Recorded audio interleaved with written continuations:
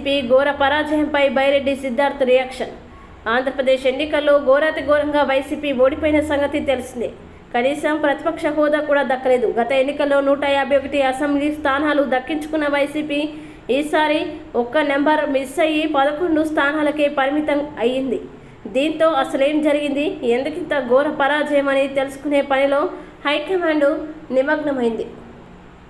ప్రభుత్వాన్ని ఏర్పాటు చేయబోతున్నటువంటి కూటమి ప్రభుత్వానికి కూడా యువజన విభాగం తరఫున, వైఎస్ఆర్ కాంగ్రెస్ పార్టీ యువజన విభాగం తరఫున కూడా నేను శుభాకాంక్షలు తెలియజేసుకుంటూ,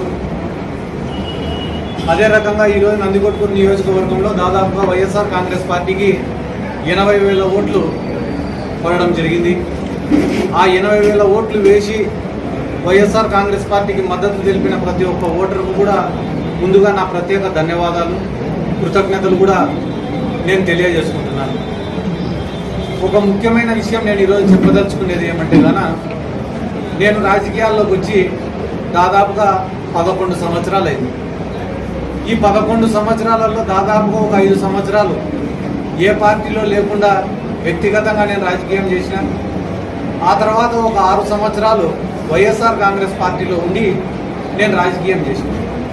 ఈ 11 సంవత్సరాలలో ఏ రోజైనా కూడా సొంత డబ్బు ఖర్చు పెట్టుకొని నేను రాజకీయం చేసినానే తప్ప ఏ రోజు రాజకీయాన్ని అడ్డం పెట్టుకొని 1 రూపాయిని ఇంటికి తీసుకొని వెళ్ళేది కూడా లేదు. ఎందుకు నేను మీకు అందరికీ ఈ మాట చెప్తున్నానంటే, నిజాయితీగా పనిచేసినాం తప్ప ఏ రోజు కూడా రాజకీయం నుండి ఏం ఆశించి రాజకీయం చేయలేదు. ప్రజల ప్రేమ కోరుకున్నాం, ప్రజల అభిమానం కోరుకున్నాం, ప్రజలు మమ్మల్ని ఇష్టపడాలని కోరుకొని రాజకీయం చేసినామే తప్ప ప్రజల నుంచి ఏం ఆశించి లేదా రాజకీయాల నుండి ఏం ఆశించి మేము రాజకీయం చేయలే. కాబట్టి రాజకీయాలలో గెలుపోవటములు అనేటివి సర్వసాధారణం, సహజం. గెలిచిన రోజు పొంగిపోలేదు, ఈరోజు కుంగిపోయే ప్రసక్తి కూడా లేదు. కానీ ఈరోజు నందికొట్కూరు నియోజక ప్రజలందరికీ నేను చెప్పాలనుకునే విషయం ఏమంటే, నాకు ఈరోజు రాష్ట్రంలో ఇంత గుర్తింపు వచ్చిందంటే దానికి కారణం 3. ఒకటి నందికొట్కూరు నియోజకవర్గ ప్రజలు, ఇక్కడ ఉండేటటువంటి నాయకులు. రెండోది వైఎస్ జగన్మోహన్ రెడ్డి గారు. మూడోది వైఎస్ఆర్ కాంగ్రెస్ పార్టీ. నాకు ఇంత గుర్తింపు ఇచ్చిన ఈ 3 కోసం, అంటే ఒకటి నందికొట్కూరు కోసం, రెండోది జగన్మోహన్ రెడ్డి గారి కోసం, మూడోది వైఎస్ఆర్ కాంగ్రెస్ పార్టీ కోసం నా ఆఖరి శ్వాస వరకు నేను పోరాడతానని చెప్పి ఈ సందర్భంగా నేను గట్టిగా చెప్తున్నా. ఎందుకంటే నేను కూడా అనుకునేవాడిని మనసులో, చాలామంది నాయకులపై జగన్మోహన్ రెడ్డి గారికి దగ్గరగా కూర్చొని మాట్లాడుతుంటే నాకెందుకు ఈ అవకాశం రావడంలే, అంటే నేను పార్టీ కోసం కష్టపడి పనిచేస్తే జగన్మోహన్ రెడ్డి గారికి ఇంకా కొంచెం దగ్గర కావచ్చు, ఎప్పుడు కూడా ఇట్లా ఆలోచించేవాడిని. కానీ చాలామంది పార్టీలలో సీనియర్ నాయకులు ఉంటారు, వాళ్ళకి చెప్పిన మాటకే ఎక్కువ వాల్యూ ఉంటుంది. కానీ ఇప్పుడు ప్రతిపక్షంలోకి వచ్చినాం కాబట్టి ఇప్పుడు ఈ 5 సంవత్సరాలు నేను కష్టపడతా. అది యువజన విభాగం తరఫున కావచ్చు, పార్టీ కోసం కావచ్చు, పార్టీ సిద్ధాంతాల కోసం కావచ్చు, పార్టీ కార్యకర్తల కోసం కావచ్చు, నా వంతుగా గడిచిన 11 ఏళ్ళు కష్టపడిన దానికన్నా రెట్టింపు కష్టపడతా. అది దేనికోసం అంటే, ఒకటి నందికొట్కూరు నియోజకవర్గానికి పనిచేయడం కోసం, ఇక్కడ ఉన్న కార్యకర్తల్ని కాపాడడం కోసం, మూడోది జగన్మోహన్ రెడ్డి గారికి దగ్గరగా ఉండి పనులు చేయడం కోసం. ఈ 3 కోసం చాలా కష్టపడి పని చేస్తానని చెప్పి ఈ సందర్భంగా ప్రతి ఒక్కరికి కూడా తెలియజేసుకుంటూ, అదే రకంగా ఈరోజు రాష్ట్రంలో ఎన్నో చోట్ల వైఎస్ఆర్ కాంగ్రెస్ పార్టీ నాయకులపైన, వైఎస్ఆర్ కాంగ్రెస్ పార్టీ యువజన విభాగం నాయకులపైన తెలుగుదేశం పార్టీ వాళ్ళు దాడులు చేస్తున్నారు. ఆ దాడులను కూడా నేను తీవ్రంగా ఖండిస్తున్నాను. ఎందుకంటే ఇవన్నీ మేము ఊహించనేటివి కాదు, మేము కొత్తగా అక్కడికి రాగానే అదుపులోకి తీసుకున్నామని అన్నారు. మాజీ సీఎం జగన్ వైఖరి వల్లే ఎన్నికల్లో వైసీపీ ఘోరంగా ఓడిపోయిందని టీడీపీ నేత వర్లరామయ్య విమర్శించారు. జగన్ చేసిన అరాచకాలే ఆ పార్టీని నాశనం చేసేయని చెప్పారు. బట్టలను నొక్కినంత మాత్రాన మీరు చేసిన నేరాలు జరాలు మర్చిపోరు. ఆయన అంటారండి, పత్రికా సోదరులారా, నేను బట్టలు నొక్కాను, అవ్వ అక్కలు నాకు ఓటేయలేదంట, బట్టలు నొక్కితే ఓటేయాలా? నువ్వు చేసిన నేరాలు ఘోరాలు ఏమవుతాయి? వాళ్ళకి అర్థం అవుతా? ఎవరికైతే మీరు బటన్ నొక్కారో ఆ బటన్ను నొక్కిన అవ్వాతాతల ఇంటిలో వాళ్ళ బిడ్డలు ఉండరా? వారికి వాళ్ళ బిడ్డలు ఉండరా? వాళ్ళందరూ ఆలోచించరా?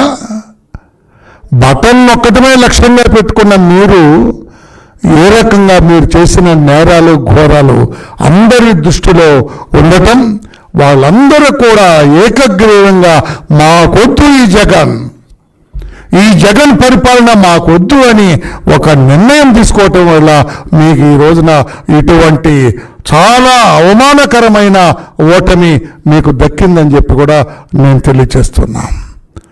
ఎన్నికల్లో ఇంత ఘోర పరాజయం పాలైనా కూడా మీరు మీ తప్పుల మీద ఆత్మవిమర్శ చేసుకోకుండా ఇతరులు దానికి కారణం అని చెప్పాలనుకోవటం అది మీరు ఏమంటారు దాన్ని మీకు మీరే ఒక ఆత్మ మీ దీన్ని మీరు నిందించుకుంటున్నారు. ఆ మాట నాకు రావటం లేదు.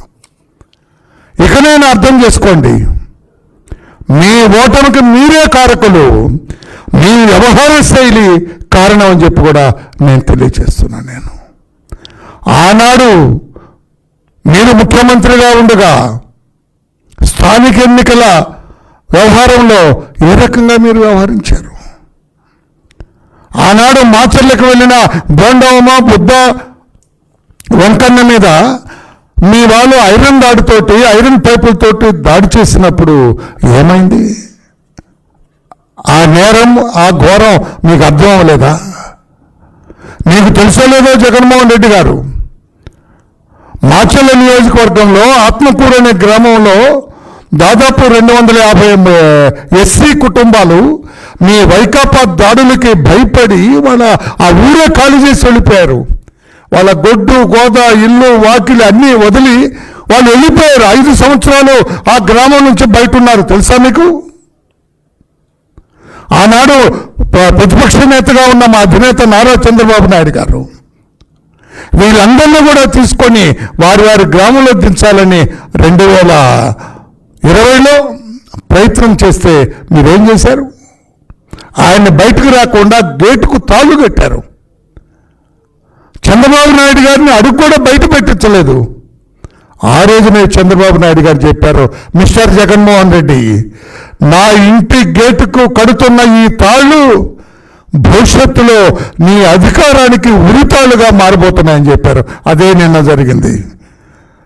ఆ తాళ్లే చంద్రబాబు నాయుడు గారి ఇంటికి గేటుకు కట్టిన ఆ తాళ్ళు మీ అధికారానికి ఉరితాళ్లుగా మారి 151 సీట్లలో గెలిచిన మిమ్మల్ని 11 సీట్లకి పరిమితం చేసిందని చెప్పి కూడా మీకు నేను తెలియజేస్తున్నాను. ఒక్కసారి ఆలోచన చేసుకోండి అని చెప్పి కూడా మీకు తెలియజేస్తున్నాను. నేను ఆత్మకూరు ఆ మాదిగ కులస్తులు ఇప్పుడు కూడా బయట ఉన్నారు. తీసుకెళ్ళి వాళ్ళందరినీ ఇప్పుడు చంద్రబాబు గారిని అడిగి ఒక రోజున తీసుకెళ్ళి వాళ్ళందరినీ కూడా వాళ్ళ గ్రామంలో రెస్టోర్ చేస్తామని చెప్పి కూడా మేము తెలియజేస్తున్నాం. మీకు ఎందుకు అర్థం కావట్లేదు? నా ఎస్సీలు నా ఎస్టీలు అన్నారు. ఏం చేశారు? ఎన్నికల ప్రక్రియ నిర్వహణలో జిల్లా యంత్రాంగానికి జర్నలిస్టులు ఎంతో సహకరించారని, పొరపాట్లు జరగకుండా ఎప్పటికప్పుడు అప్రమత్తం చేశారని కలెక్టర్ మల్లికార్జున పేర్కొన్నారు. ఎన్నికల జాబితా రూపకల్పన, సవరణ ప్రక్రియకి సంబంధించి అనేక కథనాలు ప్రచురించడం ద్వారా పొరపాట్లని సవరించేలా యంత్రాంగానికి మార్గదర్శకం చేస్తామని అన్నారు. చూసుకోవడం, ఏమన్నా పొరపాటు జరుగుతూ ఉందా, ఏమన్నా జరిగితే కరెక్ట్ చేసుకోవడం, లేదంటే ఇంకా ఏదైనా చేయాల్సింది ఇంకా మిగిలిపోయి ఉన్నాయా. సో ఈ విధంగా అన్నీ కూడా స్టడీ చేసుకుని రావడం వల్ల సుమారుగా మీకు లాస్ట్ 2 yearsలో చూసుకుంటే ఆల్మోస్ట్ 10 లక్షల పైసలకు కరెక్షన్స్ కానీ, అడిషన్స్, డిలీషన్స్ అన్నీ, అంటే overall before the day of nomination. So అంత మ్యాసివ్ లెవెల్లో వర్క్ జరిగింది. సో మేజర్గా బిఎల్ఓలకి మేము పెళ్లి చేసుకోవాలి. అండ్ మధ్యలో మీరు దాంట్లో ఉన్న లోపాలని ఇది చూపడము, మీరు మళ్ళీ వాటిని కరెక్ట్ చేసుకోవడము. సో ఇది కూడా కరెక్ట్గా జరిగాయి.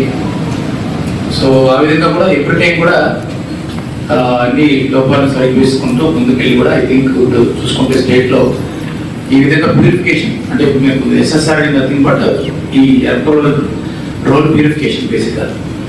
సో ప్యూరిఫికేషన్ హైయెస్ట్ జరిగింది విశాఖపట్నంలో జరిగింది.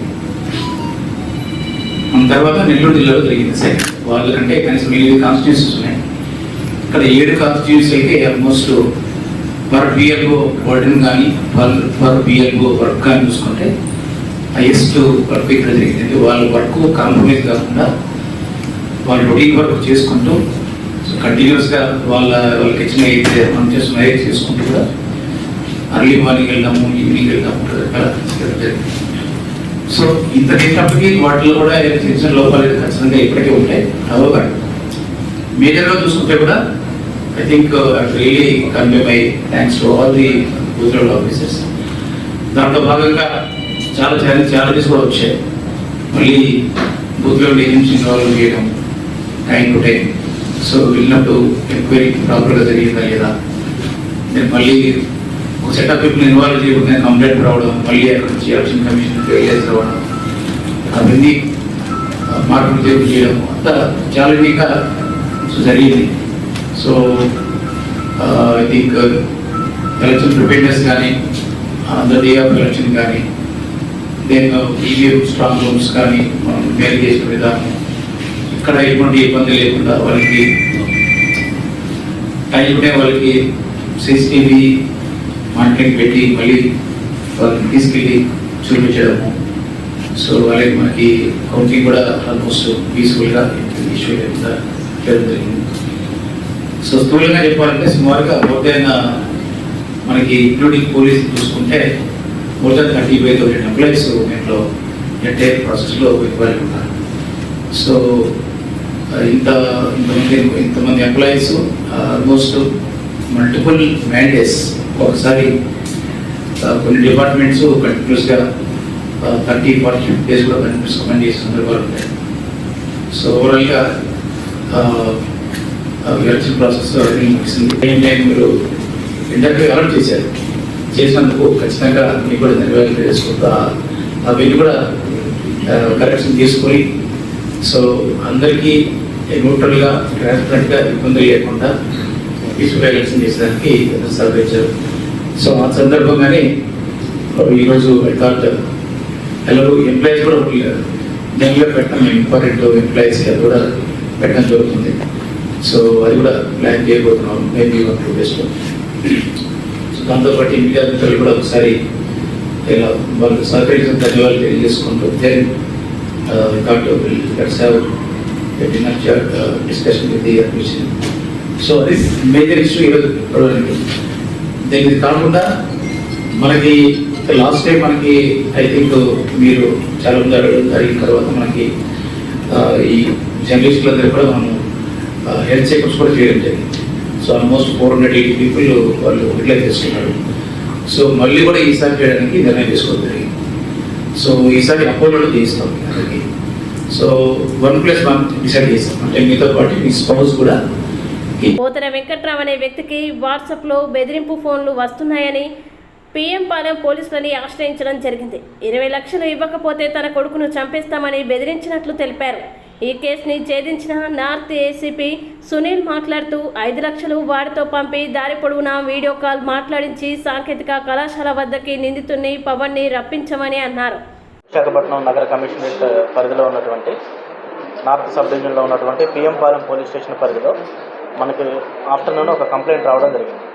పోతిన వెంకట్రావు అని చెప్పేసి ఒక రియల్ ఎస్టేట్ వ్యాపారి PM పాలెం పోలీస్ స్టేషన్కి వచ్చేసి తను సార్ ఇట్లా మాకు వాట్సాప్లో బెదిరింపు మెసేజ్లు వస్తూ ఉన్నాయి, నాకు 2 పిల్లలు ఉన్నారు, 2 అబ్బాయిలు ఉన్నారు, ఆ 2 అబ్బాయిల్లో ఒక అబ్బాయిని చంపేస్తాము, ఆ అబ్బాయిని చంపడానికి నాకు ఒక డీల్ వచ్చింది, ఆ డీల్ వచ్చినప్పుడు ఆ అబ్బాయిని చంపకుండా ఉండాలి అంటే నువ్వు నాకు 20 lakhs ఇవ్వాలని చెప్పేసి వాట్సాప్లో మెసేజ్లు వస్తున్నాయని చెప్పేసి మనకి కంప్లైంట్ ఇవ్వడం జరిగింది. ఆ కంప్లైంట్ మనం రిసీవ్ చేసుకొని ఆ వాట్సాప్ నెంబర్ ఇవన్నీ కూడా మనం గ్యాదర్ చేసుకొని ఏం చేసామంటే దాన్ని FIR రిజిస్టర్ చేసేసేసి ఇమీడియట్గా దాని మీద అతనికి మనం ఒక ఐడియా ఇవ్వడం జరిగింది. ఏంటంటే ఇట్లా మా దగ్గర 20 లక్షలు మేము కట్టలేము, మా దగ్గర 5 లక్షలు ఉన్నాయని చెప్పేసి పోలీసు ఒక ప్లాట్ చేసేసేసి 5 లక్షలు ఉన్నాయని చెప్పేసి మనం 5 లక్షలు క్యాష్ ఒకటి పిక్ని అరేంజ్ చేసేసుకొని ఆ పిక్ని అతనికి పంపిస్తే ఈ డబ్బులు పట్టుకొని సాంకేతిక కాలేజ్ ఏరియాకి రమ్మని చెప్పేసి అతను కంప్లైనెంట్కి చెప్పడం జరిగింది. ఎవరైతే మన కిడ్నాపర్గా అనుకుంటున్నామో కంప్లైనెంట్కి చెప్పడం జరిగింది. ఆ కంప్లైనెంట్కి చెప్పినప్పుడు ఈ కంప్లైనెంట్ ఈ అమౌంట్తో పాటు అతను ఒక్కనే ఫస్ట్ పంపించడం జరిగింది. అతను ఫాలో అవుతూ PM పాలెం పోలీసులు మరియు టాస్క్ ఫోర్స్ పోలీసులు ఇద్దరు కూడా వెంబడించడం జరిగింది. వెంబడించిన తర్వాత అతను కంటిన్యూగా అతనికి వీడియో కాల్లోనే ఉన్నాడు. కంటిన్యూగా కంప్లైనెంట్తో వీడియో కాల్ మాట్లాడుతున్నాడు. వీడియో కాల్ మాట్లాడి నువ్వు ఎక్కడి వరకు వచ్చావు, ఏంటి, నీ పక్కన ఎవరున్నారు, ఇట్లా డీటెయిల్స్ అన్నీ అడుగుతూ ఉంటే అతను మొత్తం వీడియో అంతా కూడా చూపిస్తూ వెంటనే పోలీసు వెనక వస్తున్నారన్న విషయాన్ని అతను అర్థం కానికుండా చేయడం జరిగింది. చేసేసేసి అతనికి అమౌంట్ మొత్తం చూపించిన తర్వాత ఒక పలానా చోట పెట్టమని చెప్పినప్పుడు అక్కడ అమౌంట్ పెట్టడం జరిగింది. అతని అమౌంట్ తీసుకోవడానికి వచ్చినప్పుడు వెంటనే పోలీసు అతన్ని క్యాచ్ చేయడం జరిగింది. క్యాచ్ చేసి మనం అతన్ని ఎంక్వైరీ చేసినప్పుడు ఇలానే అతను ఇటువంటి మెసేజెస్ ఒక ముగ్గురికి పెట్టడం జరిగింది. ముగ్గురికి పెట్టడం జరగడం వల్ల వాళ్ళకు కూడా మనం పిలిపించేసి వాళ్ళని కూడా ఎంక్వైరీ చేసుకొని ఈ కేసులో వాళ్ళని కూడా వాళ్ళని కూడా ఫర్దర్గా మన ఇన్వెస్టిగేషన్లో వాళ్ళు కూడా వైజాగ్ కాదు, లిమిట్స్ కాదు. ఒకళ్ళేమో మనకి ఇప్పుడు కంచిరపాలెంలో డిమార్ట్ మేనేజర్గా పనిచేస్తున్నారు.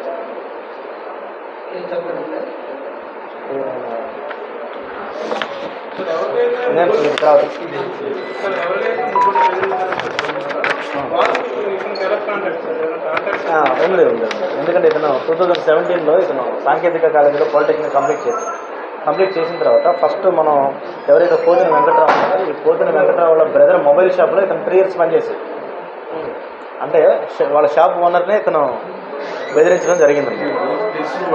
తెలిసిన వ్యక్తి. తర్వాత ఇంకొక అతను సాఫ్ట్వేర్ ఇంజనీర్. ఆ సాఫ్ట్వేర్ ఇంజనీర్ దగ్గర అతను కొంతకాలం పనిచేశాడు. $600 తీసుకోలేదు. ఇలాంటి లేవు. ఇది కంప్లైంట్ క్యాష్ అంటే అది కంప్లైంట్ క్యాష్. రైట్. తర్వాత అతను 3వ పర్సన్ వచ్చేసి డిమార్ట్లో మేనేజర్గా పనిచేస్తూ ఉంటాడు. అతను కంచిరపాలెం ఏదైతే ఇప్పుడు ప్రజెంట్ డిమార్ట్ మేనేజర్గా పనిచేస్తున్నారు. అతనికి కూడా ఇటువంటి రిటర్న్ మెసేజ్ రావడం జరిగింది. అది మన సిపి గారు వాట్సాప్లో పంపించడం జరిగింది. నిన్న మాకు వాట్సాప్ ద్వారా కూడా ఆ కంప్లైంట్ కూడా చూసినప్పుడు ఆ నెంబర్ ఈ నెంబర్లోనే ట్యాలీ చేసి చూసినప్పుడు ఇదే నెంబర్ నుంచి వాట్సాప్ మెసేజ్ రావడం జరిగింది. దాన్ని ముఖ్యంగా ఈ పిఎంపాలెం పోలీసులు, టాస్క్ ఫోర్స్ పోలీసులు చాలా చెక్కింగ్గా ఒక మంచి ప్లాన్ చేసి అది పట్టుకోవడం జరిగింది. కాబట్టి కంపల్సరీగా వీళ్ళందరికీ కూడా అప్రిషియేషన్ కోసం సిపి గారు కూడా వీళ్ళైతే పెట్టడం. క్యాష్ ఏమి ఇవ్వాలి 2,45,000 ఏకీభవిస్తున్నాను. అంతేకాకుండా మిత్రులారా, గత 40 సంవత్సరాలుగా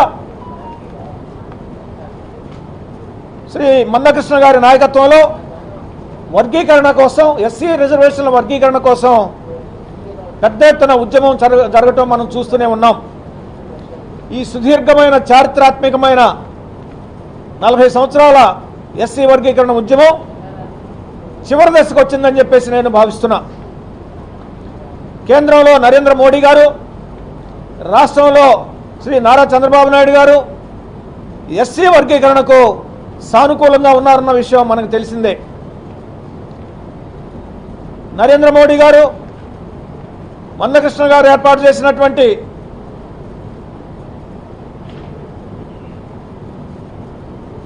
$10 లక్షల మందితో ఏర్పాటు చేసినటువంటి మీటింగ్లో వర్గీకరణకు మేము అనుకూలంగా ఉన్నాం అని చెప్పేసి ఒక కమిటీని కూడా కేంద్ర స్థాయిలో నరేంద్ర మోడీ గారు వేయటం జరిగింది. చంద్రబాబు నాయుడు గారు కూడా ఎలక్షన్ల ముందే ఎస్సీ వర్గీకరణ కోసం చిత్తశుద్ధితో తెలుగుదేశం పార్టీ కృషి చేస్తుందని చెప్పేసి కూడా ప్రకటించడం జరిగింది. ఈ ఎస్సీ రిజర్వేషన్ వర్గీకరణ ఏదైతే ఉందో ఈ వర్గీకరణ జరగాలి అంటే కేంద్రంలో నరేంద్ర మోడీ గారి నాయకత్వం, రాష్ట్రంలో చంద్రబాబు నాయుడు గారి నాయకత్వం అవసరం అని చెప్పేసి నేను భావిస్తున్నా. ఈ సుదీర్ఘమైనటువంటి అపరిష్కృతంగా ఉన్నటువంటి ఈ సమస్య తప్పకుండా పరిష్కారం జరుగుతుంది వీరి నాయకత్వంలో అని చెప్పేసి నేను విశ్వసిస్తున్నాను, ఆశాభావం వ్యక్తం చేస్తున్నా.